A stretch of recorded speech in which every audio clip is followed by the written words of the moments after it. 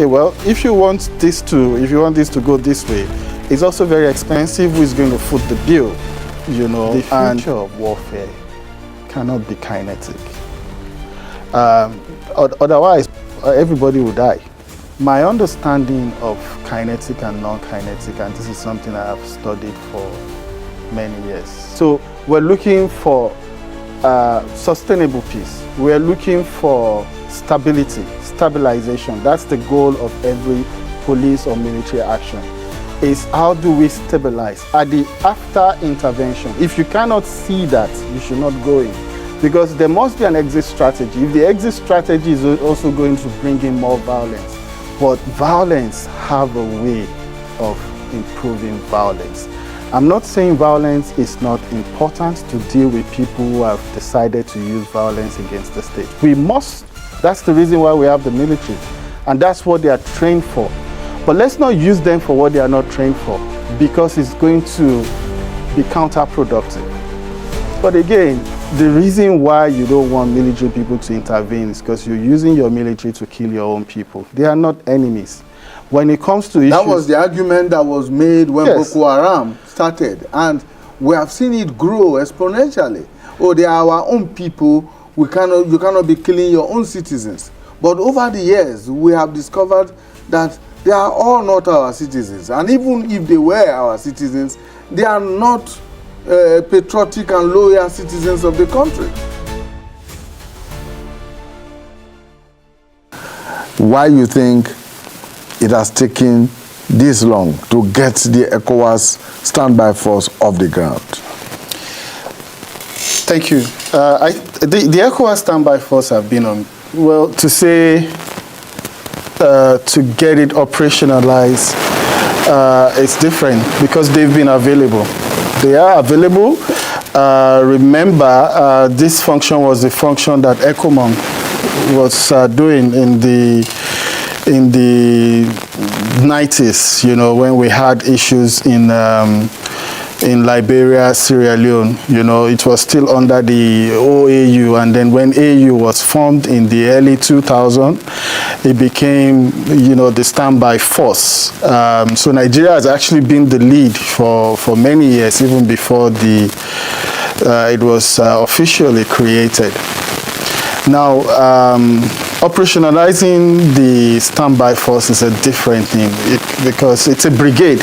It's a brigade of different military, police, and some civilian elements also to not just to use violence to solve issues, but they also have early warning operations across Africa. I know there's one I think in Guinea-Bissau. I'm not sure about the other one. Now, looking at the issue that we have with those three countries that you mentioned earlier, of course, any security expert will know that military action is not the best approach.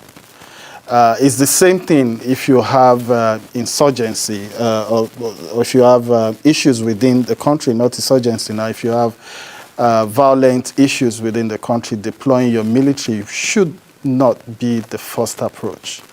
Why? Because military people are only trained to use violence for violence. And when you have human security at stake, you know, you try to look for other means of solving the problem. The military can be used for non-military activities if you still want to at least put that posture out there.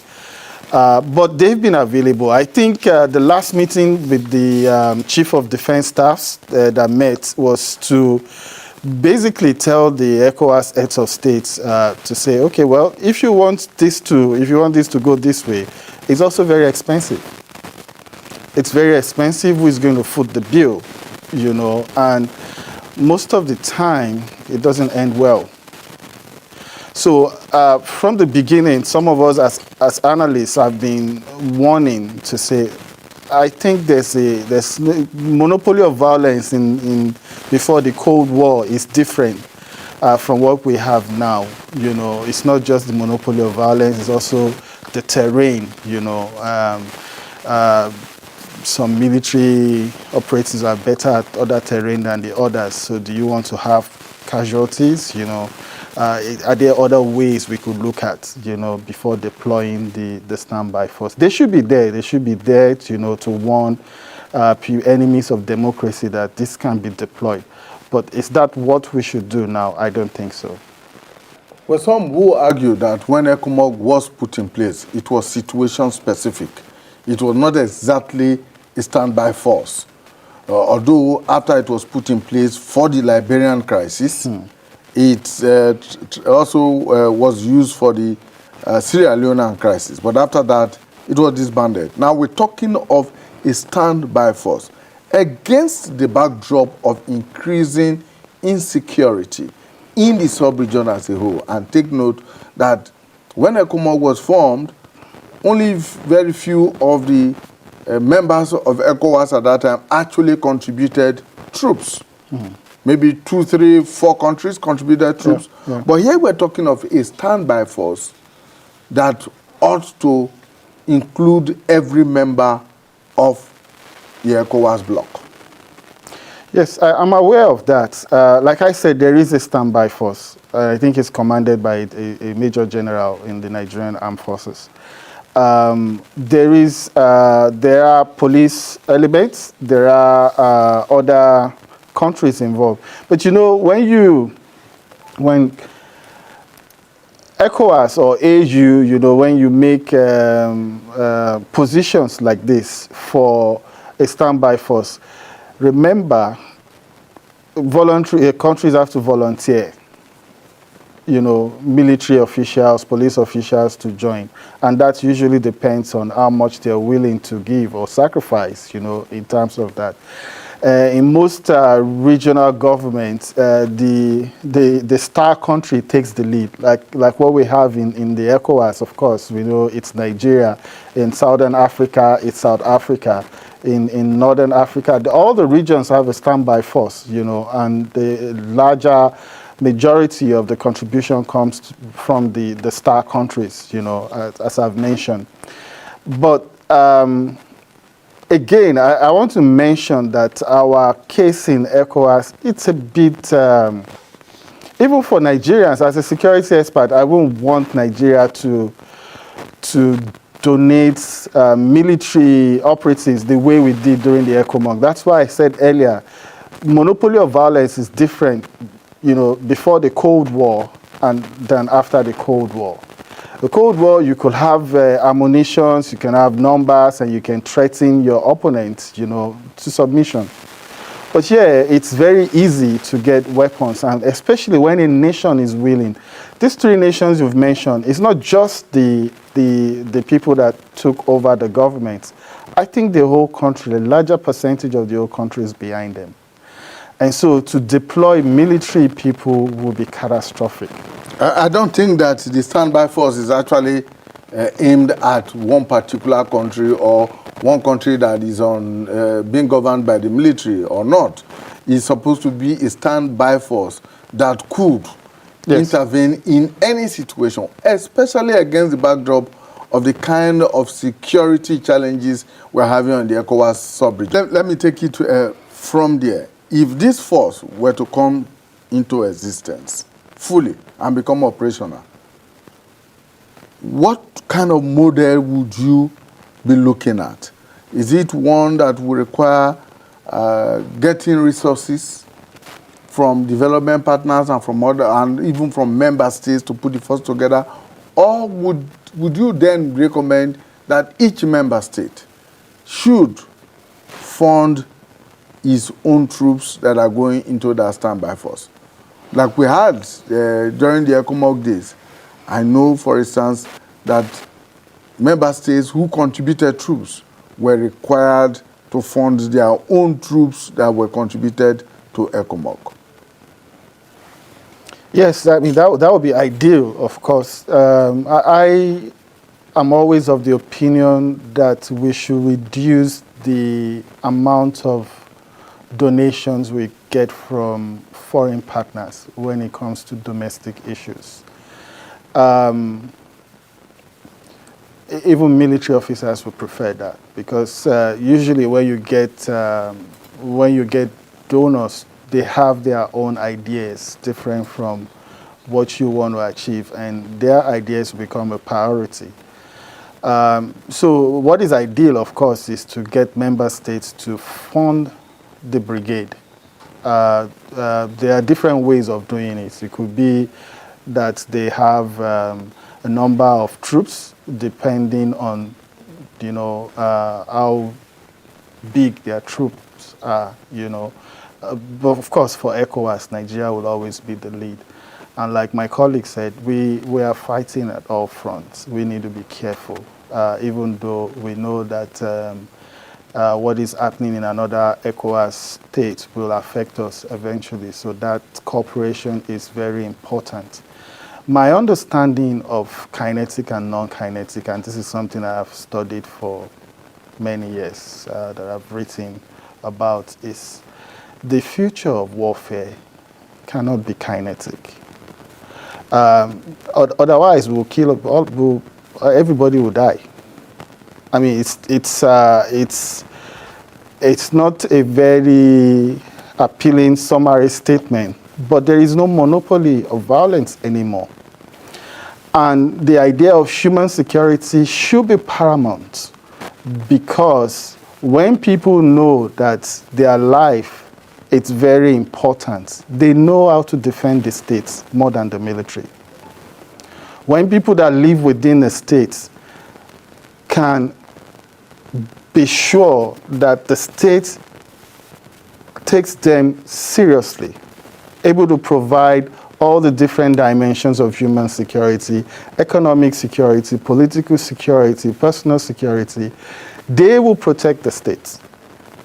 They know how to protect the state. They are the ones that give the early warning signals. They know when a foreigner is coming. They know when somebody is planning evil. They know how to report to appropriate authorities. Military people can't be everywhere. Police can't be everywhere. So you still depend on the people. Now, if we look at, so I've been using the word peculiar. If we look at ECOWAS, or Africa in general, when OAU was created, it didn't look at issues around military intervention of other states because of the idea of non-intervention, non-interference, rather. But of course, after the Cold War, a lot of activities, weapons have been transferred everywhere, aggressions increase, and then bad governance also added to it, So these insurrections, this demand for justice will continue until there is human security, until people's values are respected, until human beings are respected across Africa. Now, for us to now think of using military intervention to, it's like changing the narrative. This is what people are asking for. This is what you're asking for. It's still not going to stop the injustice. Is the idea of the force essentially for intervention purposes, or indeed to guide against more violence in the sub-region from whatever source? The current situation we have in the sub-region, where there is a lot of terrorism, banditry, kidnapping for ransom, and even violent drug and human trafficking rings. Eventually, I get your point. Eventually, when you use it's like inviting the military people into a situation where police people can take, where policemen can handle. You are inviting violence. There is no other way. Military people are not trained to use tear gas, or to use water cannons. When you say military intervention, when you say standby force, when you deploy them, when you operationalize them, you are calling for violence. That's the only thing they know. Yeah, but they are agents of violence. But especially against the backdrop of a situation where those you are having to confront move from civil practices to high-grade military practices. Terrorists, for instance, drug traffickers, for instance, human traffickers, for instance, who will not wait for you to confront them before they confront you, for instance? So as an expert in security and governance, so that's a product. That's the end product. Something happened before then. So we're looking for sustainable peace. We're looking for stability, stabilization. That's the goal of every police or military action. Is how do we stabilize at the after intervention? If you cannot see that, you should not go in, because there must be an exit strategy. If the exit strategy is also going to bring in more violence, I won't advocate for interference from a military point of view. Now, when you say the idea of a standby force, like I said in my the first intervention I made, I say yes, they have the early warning centers, which is also part of their mandates. You know, they have a lot of intervention. As a matter of fact, if I'm to give guidance to the standby force, I would say they should do a lot of mapping, you know, to know the activities happening in different countries. Yes, these days we've seen military chiefs advising, you know, political leaders even on how to use them, which I really want to applaud. Because sometimes politicians don't know how to use their military. We have terrorism. But you know, terrorism is not an act that, I mean, you can hardly pinpoint one or two countries that have succeeded in dealing with terrorism. And it's because of this same thing we are talking about. You cannot uproot these activities just by violence. Yes, violence should be there so that your opponents will know that you're ready. When they cross a line, you will give them fire for fire. But we should always look at the root causes, and that's where we have the non-kinetic approaches. We have the DDR programs. We have other programs of transitional justice. We have other activities that we can use to ameliorate, you know, but also to deal with some of the issues. All right, let's bring in Paul now, if he's still very much. I think so, but like I said earlier, it was something that came up when the African Union, you know, started in the early 2000s. You know, we had the ECOWAS before then, and they were to actually have an African Union standby force. That was the idea ab initio. But then it became necessary, instead of just having that one standby force, to have it at a regional level. So every region in Africa actually have a standby force. They are, like I said, it's a brigade of that regional force to act, you know, to intervene when there is need because of a lot of insurrections happening, criminal activities, and where a region deems it fit to act on behalf of another country that is in their need. They activate such brigades. So if that is working in other sub-regional groups within the continent, why is that of the ECOWAS bloc different? Yeah, I know some other brigades are also struggling, especially the one in East Africa also. You know, our region is complicated in terms of, you've mentioned it, terrorism is almost across board. Religious violent activities also, it's almost across board. And because of our past also, you know, the way democracy came to West Africa, there are issues of of how to historicize some of these activities, you know, to be able to bring about a solution. So those things are our main challenges. But again, I feel we could push for a standby force that is geared towards non-kinetic activities.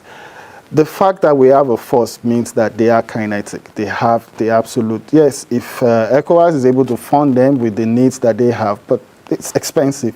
The money is not there. Who is going to fund that? Yes, they have two scenarios. I think there's one, 2.something billion. 2.4 billion. And there's another one that is $438 million. That's if they're to go with lesser troops. Because to intervene with military intervention is expensive. But you can also use non-military intervention to achieve the same thing if you plan it very well, and that is more inclusive. That's my whole point. That as ECOWAS, because of the complexities of our issues, we need to look for a non-kinetic means. Fund the standby force, not with so much money, more weapons. You have skilled officers and soldiers, that can do the job. But again, the reason why you don't want military people to intervene is because you're using your military to kill your own people. They are not enemies. When it comes to issues... That was the argument that was made when Boko Haram started. And we have seen it grow exponentially. Oh, they are our own people. You cannot be killing your own citizens. But over the years, we have discovered that they are all not our citizens. And even if they were our citizens, they are not patriotic and loyal citizens of the country. Yes, I totally agree with that. And that's why I said issues like this are very difficult. At the beginning, it will be difficult for any military to kill its own citizen. That's the truth. Yes, later we found out that there are other elements in the Boko Haram that belong to other groups, and appropriate measures were taken against them. What I said is that before you intervene, you should always think about the exit strategy.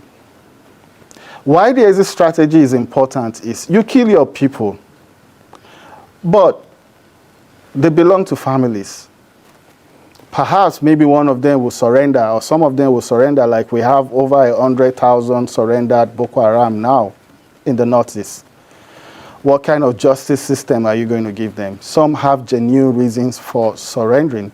Some were coerced into joining the group, but they've killed. But they've been involved in some of these combatant activities. They have, at some point, they have to be reintegrated. It makes it difficult. I'm just pointing out facts as an expert to say, whatever we're doing, it's all good, but we should always think about the exit strategy, because that is what is called violence, increasing violence, when we don't look at all these things. So, Paul, how do you, for instance, how does it, some would say, no, look, this is a question that is neither here nor there. Will good governance alone wish away crime? Will good governance alone wish away criminality and terrorism and the kind of arms trafficking and human trafficking, drug trafficking that obtains in the sub-region today? How do you get all of that away? With good governance alone do it? Of course, not alone, but it will set the pace for, it's a trajectory. When people see that something is good, it's a natural way of, to continue in that. It's the same way that violence is. When you see that this is the way out of poverty, crime, and it's popular, people follow. So it's about setting the balance. You're right, it's neither there nor here, but then it's about setting the pace. This is the way. So that's why you look at advanced countries. When you look at advanced countries also, there are different countries with different dimensions of security. I've been mentioning human security for a particular reason. If you see nations that actually follow this particular trajectory, their level of criminality, it's reduced. Take for countries in Northern Europe, for example. If you look at their budget, you will notice that their attention is about providing very good welfare for their people. So for you to enter such countries and you're an enemy, you don't need the police to arrest you. Your neighbor will know and will report to the police because you are disturbing their commonwealth, their common enjoyment, and they won't allow you. So where you have a country or citizens that speak against their country, you know that you are at the height of bad governance. So what is supposed to be something that multiplies the good of everyone, multiplies crime among everyone. So that's my point, and I think that's the point that Paul is also trying to make. That we need to set that as our focus. Let's start, and then you see people. There's so many normal Nigerians. Nigerians are good people. In fact, the fact that we are still here, with the kind of evil that has been done against us. You know, like we peace practitioners will talk about, you know, the reason why we're here is because of what we have done, what has been done against us, and what we have failed to do. And so if you look at things from these three dimensions, you know that, yeah, some people will look at it for us to get back to this good governance approach we're talking about, we will need a good leader, we need revolution, we need all those kind of things. It may be that way, it may be other way, it may just be a good number of people taking the right step, you know, and then pushing for it and for others to follow. But violence have a way of improving violence. I'm not saying violence is not important to deal with people who have decided to use violence against the state. We must.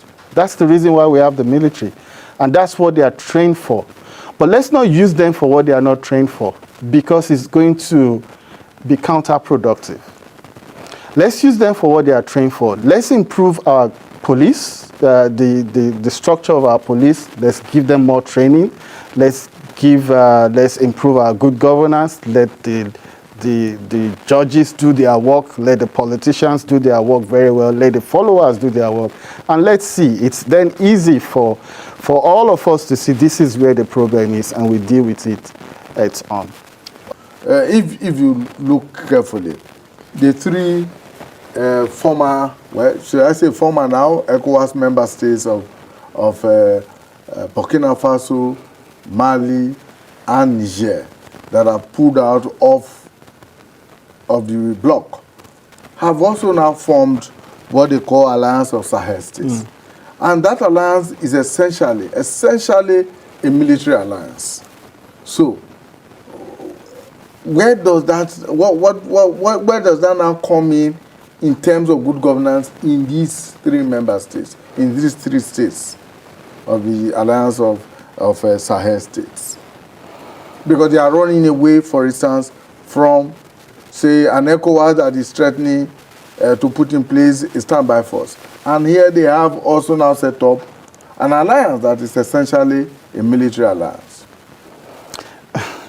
Let me say, I'm just trying to picture the map of West Africa and to see how effective this alliance can work. Honestly, if there is any prayer that can be my final note, is that ECOWAS should just come back together. It cannot work. It cannot work. It's only going to instigate more violence. You know, yes, that alliance was formed for protection. For protection, to be able to support one another when there is an insurgency, a terrorist activity, but mainly is to do without the ECOWAS sub-region. But I don't think it will stand. I think if ECOWAS Commission cannot work this out, other intergovernmental organizations can come in. There is no ECOWAS without those three nations. Okay. Now, Paul, let's have your final